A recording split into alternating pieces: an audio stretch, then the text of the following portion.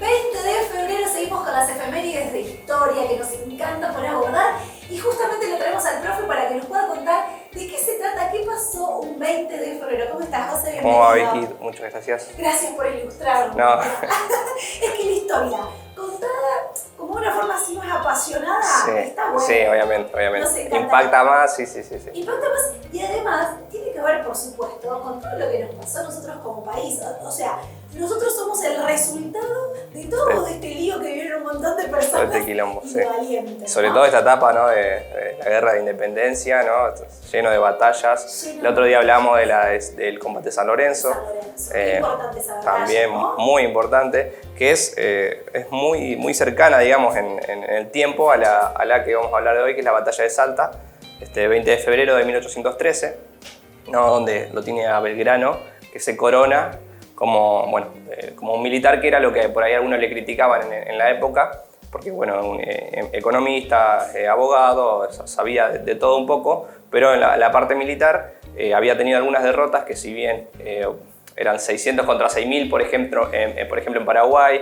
Entonces, Sí. a ver, no es una derrota, era algo obvio que iba a pasar. El triunvirato lo tenía entre ceja y ceja a Belgrano y lo mandaba como a perder directamente, ¿no? ¿Por qué Entonces, lo tenía entre sí que se está por envidia? porque Belgrano era un revolucionario, era un pensador Era ilustrado y quería la revolución concretamente. En cambio, el primer triunvirato, que está previo al segundo obviamente, tenía un carácter más bien conservador, ¿no?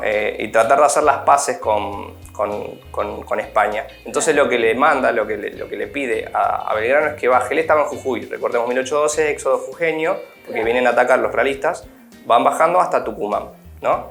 La orden del primer triunvirato a Belgrano era que bajen hasta Córdoba. Bueno, Belgrano desobedece esto y se planta en Tucumán. En Tucumán vence a los realistas y después, esto es en septiembre de 1812, y recién en febrero de 1813, se da lo que es la batalla de Salta. Belgrano busca recuperar los territorios que había perdido, ¿no? Previamente, con el éxodo y todo ese camino arduo que habían recorrido.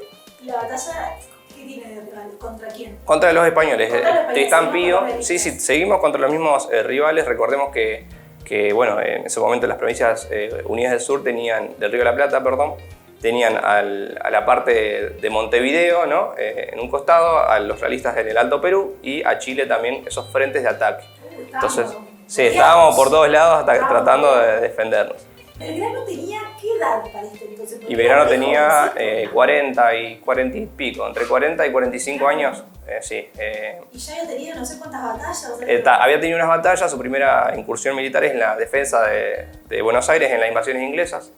Entonces, bueno, ahí también es el único también que no jura lealtad a la bandera inglesa. Él era una especie de rebelde, por así decirlo, pero la revolución la quería hacer a toda costa.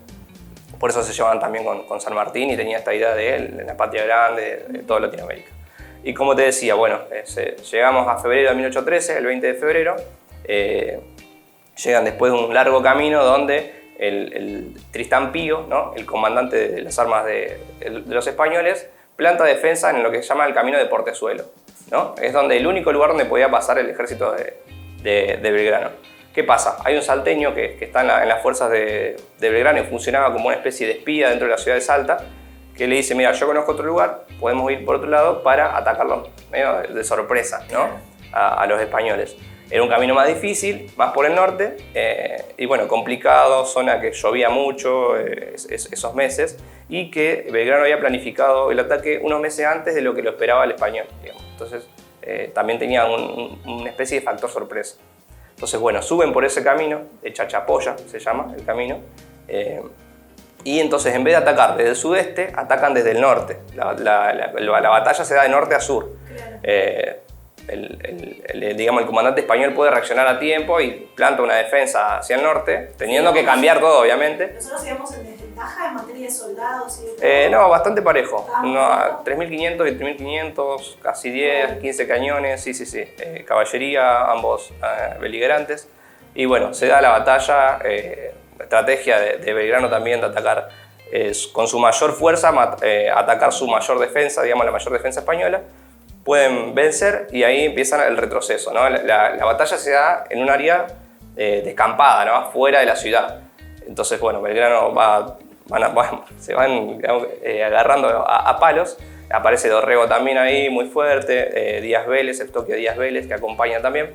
Y, como decía, empiezan a ganar la batalla el ejército de Belgrano y hace retroceder hasta la ciudad a los españoles. Se encierran en el centro de la ciudad, digamos, en la plaza. Se quedan ahí, hacen un par de muros improvisados en las calles principales. Y bueno, pero no llegan ni siquiera a atacar porque se rinden los españoles. La capitulación, digamos, entonces no hay ataque dentro de la ciudad, se salvan los demás ciudadanos. Españoles habían escondido en casas comunes, en iglesias, estaban aterrados los españoles. ¿Por qué? Porque le hicieron propaganda al ejército del norte como de bárbaros, de muy fuertes, sí, exactamente, que hasta tenían miedo de lo que les podía llegar a pasar. Bueno, batalla ganada, se rinden los españoles y acá viene también lo curioso.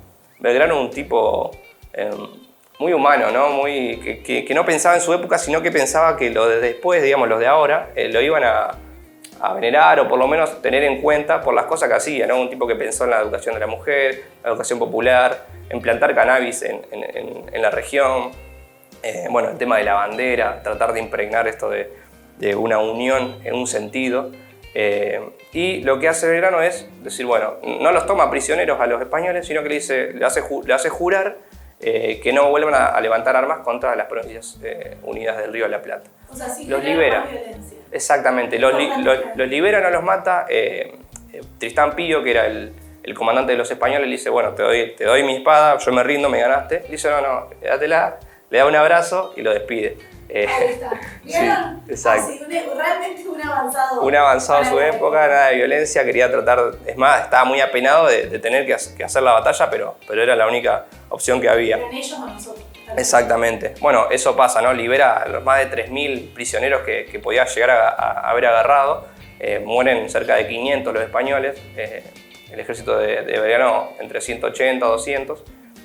Bueno, obviamente sí le quedan todas las armas, los cañones para el ejército del norte, pero como te decía eso, los libera, los deja ir hacia el Alto Perú y en el Alto Perú obviamente no hacen caso a este juramento y vuelven otra vez a los españoles a las armas, digamos, a atacar de vuelta, a defender esa zona del Alto Perú que después, ¿no? En 1817, 1818 con San Martín y la cruce de los Andes, el cruce de los Andes va a ser ya liberada esa zona. Traidores. Sí, no hicieron caso. Nos quedamos sin tiempo, pero bueno, queríamos contarte un poquito sobre esta batalla tan importante que tenía que ver también con la figura de Belgrano. Y bueno, vamos a seguir hablando seguramente sobre la batalla porque vamos cronológicamente, la guerra recién arranca, así que vamos a seguir contándote. Muchas gracias. No, a ustedes. Seguimos.